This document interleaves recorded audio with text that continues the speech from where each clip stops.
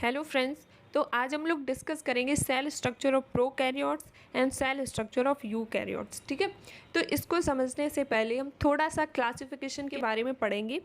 ठीक है, वैसे तो आप सभी लोगों ने ये क्लासिफिकेशन पहले से पढ़ा होगा, बट यहाँ पे हम एक बार फिर से रिवाइज करते हैं। ठीक है, तो बायोलॉजिकल क्लासिफिकेशंस में आपने बहुत सारे क्लासिफिकेशन के बारे में स्टडी करा होगा, बहुत सारे क्लासिफिकेशन पढ़े होंगे।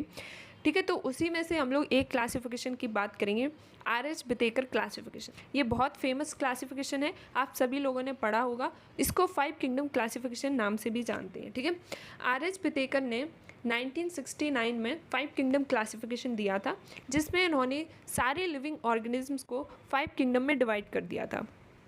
ठीक है, कुछ मेन क्राइटेरिया के बेसिस पे। ठीक है, अब वो क्राइटेरिया क्या थे?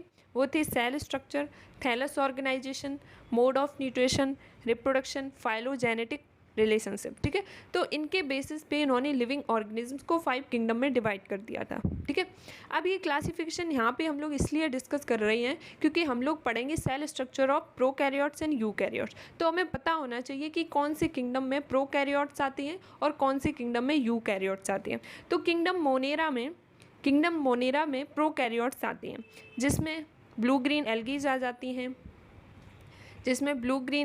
आ जाती हैं, बैक्टीरिया हम लोग स्टडी करते हैं, और भी बहुत सारे एग्जांपल्स होते हैं। तो किंगडम मोनेरा में प्रोकैरियोट्स आते हैं, बाकी जो किंगडम्स होते हैं उसमें यूकैरियोट्स आती है, जैसे protista, fungi, plenty and Animalia, इसमें यूकैरियोटिक सेल्स होते हैं। ठीक है, अब देखिए सेकेंड क्लासिफिकेशन जो हम लोग यहाँ पे डिस्कस करेंगे वो है कार्ल वुज क्लासिफिकेशन। ये भी बहुत इंपॉर्टेंट क्लासिफिकेशन है और एग्जाम्स में ये क्लासिफिकेशन पूछा भी जाता है कि 3 डोमेन थ्योरी किसने दी। अगर ऑब्जेक्टिव टाइप का क्वेश्चन है, 3 डोमेन थ्योरी किसने दी, और या फिर सब्जेक्टिव टाइप का क्वेश्चन है तो वहाँ पे 3 डोमेन थ्योरी के बारे में पूछ लिया जाता है। ठीक है, तो कार्ल वुज ने 3 डोमेन थ्योरी दी थी, जिसमें उन्होंने लिविंग ऑर्गेनिजम्स को 3 डोमेन में रख दिया था। कौन कौन से? Archie, bacteria and यूकैरिया।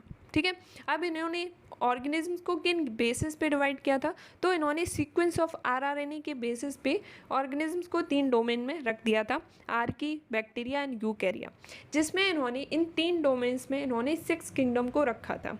ठीक है, आर्की में इन्होंने आर्की बैक्टीरिया को रखा, आर्की बैक्टीरिया किंगडम को रखा, और बैक्टीरिया डोमेन में इन्होंने किंगडम मोनेरा को रखा, और यूकैरिया डोमेन में इन्होंने किंगडम प्रोटिस्टा को रखा, किंगडम फंजाई को रखा, किंगडम प्लेंटी को रखा एंड किंगडम एनिमिलिया को रखा। ठीक है, तो ये 2 क्लासिफिकेशन हो गई, R H. Whittaker classification and 3 domain theory, जो कि किसने दी थी? कार्ल वुज ने दी थी।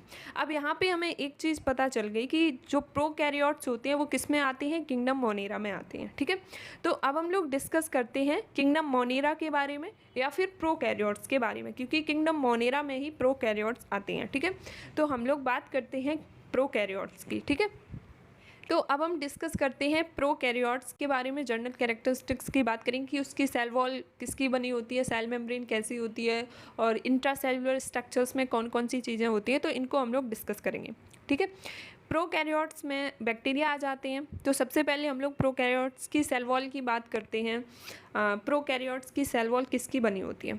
ठीक है, तो प्रोकैरियोट्स की सेल पेप्टाइडोग्लाइकन की बनी होती है। जैसे इससे पहले हमने पेप्टाइडोग्लाइकन के बारे में डिस्कस किया था, स्टेनिंग, जो ग्राम स्टेनिंग पढ़ी थी उसमें, जहाँ पे हम लोगों ने gram positive and gram negative bacteria की बात करी थी, तो वहाँ पे पेप्टाइडोग्लाइकन में डिफरेंस देखने को मिल रहा था, जिसपे जो ग्राम पॉजिटिव बैक्टीरिया थे वो पर्पल कलर दे रहे थे और जो ग्राम नेगेटिव बैक्टीरिया थे वो पिंक कलर दे रहे थे। ठीक है, पेप्टाइडो, क्योंकि इनके सेल वॉल में डिफरेंस था। ठीक है, तो देखिए प्रोकैरियोट्स की जो सेल वॉल होती है वो पेप्टाइडोग्लाइकन की बनी होती है। ठीक है, और पेप्टाइडोग्लाइकन में 2 पार्ट होते हैं। देखिए, जैसा इसका नाम है पेप्टाइडोग्लाइकन, तो इसमें एक है पेप्टाइड, दूसरा पार्ट क्या हो गया? ग्लाइकन।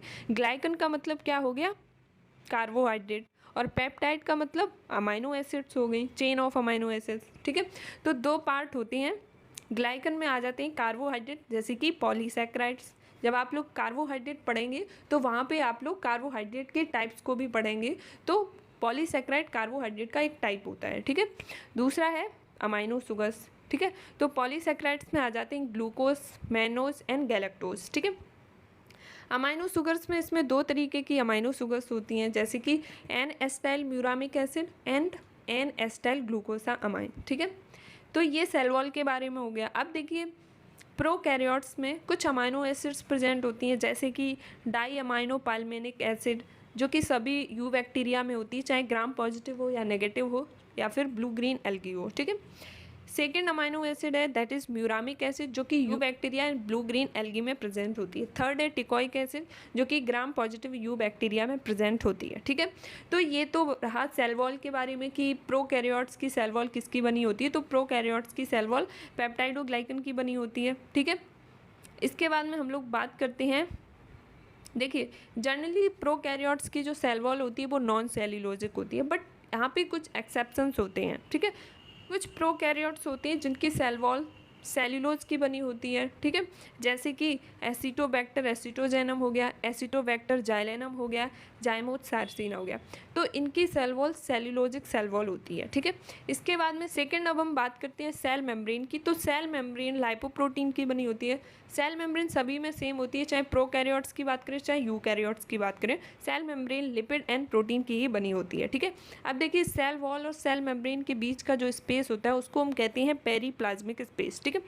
तो space between cell wall and cell membrane is called as periplasmic space, जिसमें वेरियस मेटाबॉलिक रिएक्शंस होती हैं, ठीक है। इसके बाद में थर्ड हम बात करते हैं साइटोप्लाज्म की, कि प्रोकैरियोट्स के साइटोप्लाज्म में क्या होता है, ठीक है। तो प्रोकैरियोट्स के साइटोप्लाज्म में मेम्ब्रेन बाउंड ऑर्गेनेल्स एब्सेंट होते हैं, ठीक है। और इस प्रोकैरियोट्स के न्यूक्लियस को हम लोग डिफरेंट नेम से जानते हैं, जैसे कि इंसिपिएंट न्यूक्लियस भी कह सकते हैं, जीनोपोर भी कह सकते हैं, न्यूक्लियोइड्स भी कह सकते हैं, फाइब्रिलर न्यूक्लियस भी कह सकते हैं, ठीक है। अब प्रोकैरियोट्स का जो साइटोप्लाज्म होता है उसमें जो न्यूक्लियस होता है जो कि प्रिमिटिव टाइप का होता है, इसमें वेल डिफाइंड मेम्ब्रेन नहीं होती है, ठीक है। प्रिमिटिव टाइप का न्यूक्लियस प्रेजेंट होता है, क्योंकि प्रोकैरियोट्स, प्रो मीन्स हो गया प्रिमिटिव, कैरियोट्स मीन्स हो गया न्यूक्लियस, तो प्रोकैरियोट्स में प्रिमिटिव टाइप का न्यूक्लियस प्रेजेंट होता है, ठीक है। और यहाँ पे न्यूक्लियोलस भी एब्सेंट होता है, ठीक है। में बात करें क्रोमोजोम की, तो प्रोकैरियोट्स में ट्रू क्रोमोजोम्स एब्सेंट होते हैं। यहाँ पे ट्रू क्रोमोजोम्स की जगह फॉल्स क्रोमोजोम्स प्रेजेंट होते हैं। अब ये जो फॉल्स क्रोमोजोम्स होते हैं ये double standard circular neck DNA and non histone protein के बने होते हैं। अब ये फॉल्स क्रोमोजोम्स कॉइल होके एक क्रोमोजोमल रीजन फॉर्म करते हैं जिसको न्यूक्लियोइड कहते हैं, ठीक है। प्रोकैरियोट्स में फॉल्स क्रोमोजोम्स प्रेजेंट होते हैं जो कि कॉइल होके एक रीजन फॉर्म करते हैं जिसको न्यूक्लियोइड्स कहते हैं, ठीक है। अब उसके बाद में राइबोसोम की बात करें कि प्रोकैरियोट्स में किस टाइप का राइबोसोम प्रेजेंट होता है, तो प्रोकैरियोट्स में 70S राइबोसोम प्रेजेंट होता है, ठीक है। प्रोकैरियोट्स के क्या क्या एग्जांपल्स होते हैं, तो प्रोकैरियोट्स में यू बैक्टीरिया आ जाते हैं, एक्टिनोमाइसिटीज आ जाते हैं, ब्लू ग्रीन एल्गी आ जाते हैं, आर्की बैक्टीरिया, रिकेटेशिया, क्लेमाइडिया, मिक्जो बैक्टीरिया। तो ये सारे एग्जांपल्स यू बैक्टीरिया के होते हैं, ठीक है। तो देखिए इस टेबल से समझने की कोशिश करते हैं कि प्रोकैरियोट्स और यूकैरियोटिक सेल्स के बीच में क्या डिफरेंस होता है। इस टेबल को हमने सिंह पांडे जैन की बुक से लिया है, अगर आपके पास बुक है तो आप उसमें देख सकते हैं, ठीक है। तो सबसे पहले बात करते हैं एक्स्ट्रा सेलुलर स्ट्रक्चर के बारे में, जिसमें हम लोग देखते हैं सेल वॉल। प्रोकैरियोट्स की सेल वॉल पेप्टाइडोग्लाइकन की बनी होती है। मोस्टली जो प्रोकैरियोट्स की जो सेल्स होती हैं वो नॉन सेलुलोजिक होती हैं, ठीक है। और यूकैरियोटिक सेल जो होती है उसकी जो सेल वॉल होती है वो किसकी बनी हो सकती है, सेलुलोज की हो सकती है, काइटिन की हो सकती है। ये दोनों प्लांट और एनिमल्स में पाई जाती हैं। प्लांट की सेल वॉल किसकी होती है, सेलुलोज की होती है, और fungal cell wall mostly chitin की होती है, ठीक है। इसके बाद में इंटरनल लेयर की बात करें तो प्रोकैरियोट्स में कैप्सूल और स्लाइम लेयर होती है, यूकैरियोट्स में पेलिकल और सेल होती है इन सर्टेन प्रोटिस्ट, ठीक है। उसके बाद में बात करें फ्लैजला की, तो प्रोकैरियोट्स में जो फ्लैजला होते हैं वो फ्लैजलिन प्रोटीन की फाइब्रिल से बने होते हैं, ठीक है। यूकैरियोट्स में consist of complex membrane enclosed structure with 9+2 microtubules arrangement. तो यूकैरियोटिक में जो फ्लैजला होते हैं, यूकैरियोटिक सेल्स के जो फ्लैजला होते हैं वो 9+2 माइक्रोट्यूब्यूल्स अरेंजमेंट में होते हैं, ठीक है। अब सीलिया की बात करें तो प्रोकैरियोटिक सेल में सीलिया एब्सेंट होती हैं, यूकैरियोटिक सेल में सीलिया प्रेजेंट होते हैं। फ्लैजला की तरह होती हैं बट सीलिया शॉर्टर होते हैं, फ्लैजला से छोटे होते हैं, ठीक है। नेक्स्ट बात करते हैं पिलाई की, तो प्रोकैरियोट्स में पिलाई प्रेजेंट होती हैं जो कि अटैचमेंट में हेल्प करती हैं और कॉन्जुगेशन में भी हेल्प करती हैं, ठीक है, जिसको हम लोग बैक्टीरियल कॉन्जुगेशन में देखेंगे, ठीक है। यूकैरियोटिक सेल में पिलाई एब्सेंट होती हैं, ठीक है। इसके बाद में हम बात करते हैं इंट्रासेलुलर स्ट्रक्चर के बारे में। तो प्रोकैरियोट्स में plasma membrane fluid molecular structure होती है जिसमें स्ट्रॉल्स एब्सेंट होते हैं और यूकैरियोट्स में प्रेजेंट होते हैं, ठीक है। इंटरनल मेम्ब्रेन की बात करें तो प्रोकैरियोट्स में केवल जो फोटोसिंथेटिक ऑर्गेनिजम्स होते हैं उनमें इंटरनल मेम्ब्रेन प्रेजेंट होती है, यूकैरियोट्स में प्रेजेंट होती है, ठीक है। फिर प्रोकैरियोट्स में जो एंडोप्लाज्मिक रेटिकुलम हो गया, क्लोरोप्लास्ट हो गया, माइटोकॉन्ड्रिया हो गया, ये एब्सेंट होती हैं और यूकैरियोट्स में प्रेजेंट होते हैं, ठीक है। रेस्पिरेटरी एंजाइम इन प्रोकैरियोट्स ये प्रेजेंट होते हैं सेल मेम्ब्रेन में, और जबकि यूकैरियोट्स में माइटोकॉन्ड्रिया में प्रेजेंट होते हैं, ठीक है। जो पेरीप्लाज्मिक स्पेस होता है सेल वॉल और सेल मेम्ब्रेन के बीच में, उसमें ही रेस्पिरेटरी एंजाइम्स प्रेजेंट होते हैं, ठीक है। Golgi body lysosomes prokaryotic cell में एब्सेंट होते हैं, यूकैरियोटिक सेल में प्रेजेंट होते हैं, ठीक है। प्रोकैरियोट्स में जो राइबोसोम होता है वो 70S टाइप होता है और यूकैरियोट्स में 80S टाइप होता है इन साइटोप्लाज्म और एंडोप्लाज्मिक रेटिकुलम, और जो ऑर्गेनेल्स होते हैं उनमें 70S राइबोसोम प्रेजेंट होता है, ठीक है।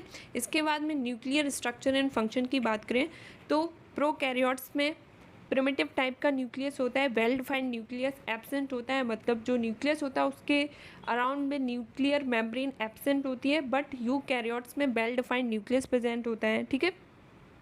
प्रोकैरियोट्स में न्यूक्लियस एब्सेंट होता है, यूकैरियोट्स में प्रेजेंट होता है। प्रोकैरियोट्स में हिस्टोन एब्सेंट होती हैं और यूकैरियोट्स में प्रेजेंट होती हैं। प्रोकैरियोट्स में जेनेटिक मटेरियल डीएनए होता है जो सिंगल क्रोमोसोम पे पाया जाता है, और यूकैरियोट्स में जेनेटिक मटेरियल डीएनए होता है जो कि पेयर्ड क्रोमोसोम्स पे पाया जाता है, ठीक है। प्रोकैरियोट्स में एक्स्ट्रा सेलुलर डीएनए प्लाज्मिड में होता है, जबकि यूकैरियोट्स में जो मेम्ब्रेन बाउंड ऑर्गेनेल्स होते हैं उनमें एक्स्ट्रा सेलुलर क्रोमोसोम प्रेजेंट होता है, ठीक है, एक्स्ट्रा सेलुलर डीएनए प्रेजेंट होता है, ठीक है। प्रोकैरियोट्स में माइटोसिस एब्सेंट होता है, यूकैरियोट्स में प्रेजेंट होता है। प्रोकैरियोट्स में रिप्रोडक्शन केवल एसेक्सुअल होता है और यूकैरियोट्स में बोथ टाइप का होता है, ठीक है।